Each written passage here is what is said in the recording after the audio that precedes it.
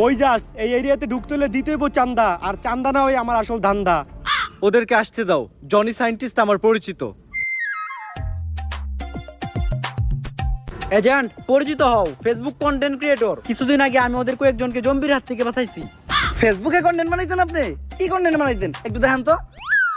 অনুপ্রেরণার আরেক নাম শর্টস অফ লেউটার ভাই। ভাইয়ের লেউটা চাটা ছাড়া আমার আর কোনো যোগ্যতা নাই। ছোট লেউটা বড় লেউটা তাতে কোনো সমস্যা নাই। যদি ভাইয়ের লেউটা চাইটা মাসে লাখ টাকা কামানো যায়, যদিও কন্টেন্টের নামে ভাই আমার লের বানায়, কিন্তু কি আর করার, বাংলাদেশের মানুষ তো এগুলাই খায়। কেমন ছিল কন্টেন্টটা? কন্টেন্ট? এই থেকে কন্টেন্ট কই? তাইলে আমি এতক্ষণ কি বললাম? এইটা আবার কেমন কন্টেন্ট? এইটাই লেউটার কন্টেন্ট। এই লেউটার কন্টেন্ট মানে কি কোনো ইনকাম টিনকাম হয়? এই লেউটার কন্টেন্ট বানায়া আমার এক মাসের ইনকাম 40 লাখ টাকা। ভাই কোনো মতে কি আমার এই লেউটার কন্টেন্ট বানানো শেখানো যায় না? শোনো, তুমি যদি আমার কাছ থেকে এই লেউটার কন্টেন্ট বানানো শিখতে চাও, তাহলে প্রতিদিন তোমার আমাকে 10,000 টাকা করে পেমেন্ট করতে হবে।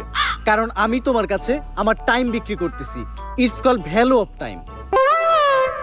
আসলে আমি একজন এজেন্ট, তো দিনের বেলা ব্যস্ত থাকি। কোনো মতে কি আমার কাছে রাইতের সময়টা বিক্রি করা যায় না? হ্যাঁ অবশ্যই, কিন্তু রাত্রের চার্জটা একটু বেশি, 30,000 টাকা। দিনের চার্জ এত কম, রাইতের চার্জ এত বেশি কে? It's call value of back side. আচ্ছা আমি যদি কখনো নেই তাহলে রাইতের টাইম নেই নিমো।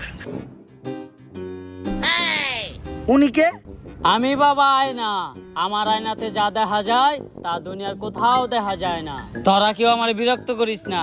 আমি এই দুনিয়ারে বাঁচানোর লিগা এক গভীর ধ্যানে বইছি, যা আগামী 20 বছরও ভাঙা সম্ভব না। ওই সবাই তাড়াতাড়ি এই জায়গা থেকে বাইরা, এক জাক জম্বি আমাগো দিকেই আইতেছে।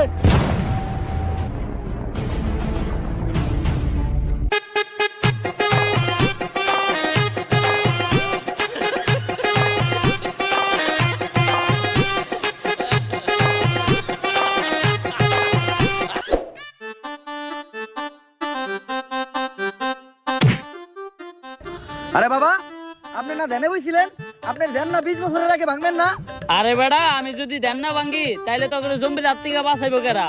আমি গ্যারান্টি দিয়ে কইলাম এই বাবাই ভণ্ড। এ জম্বি!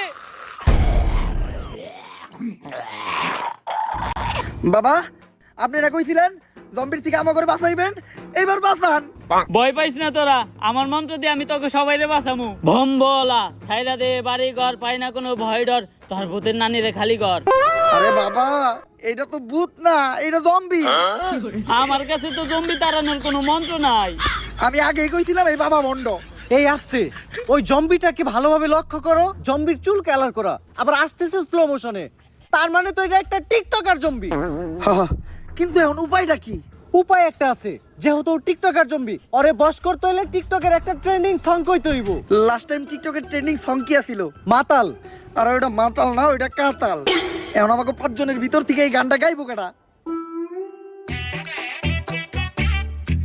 আরে আমি গান গাইতে পারি না, তারপরও বারবার কি লেগে আমার এই গান গাইতে কস?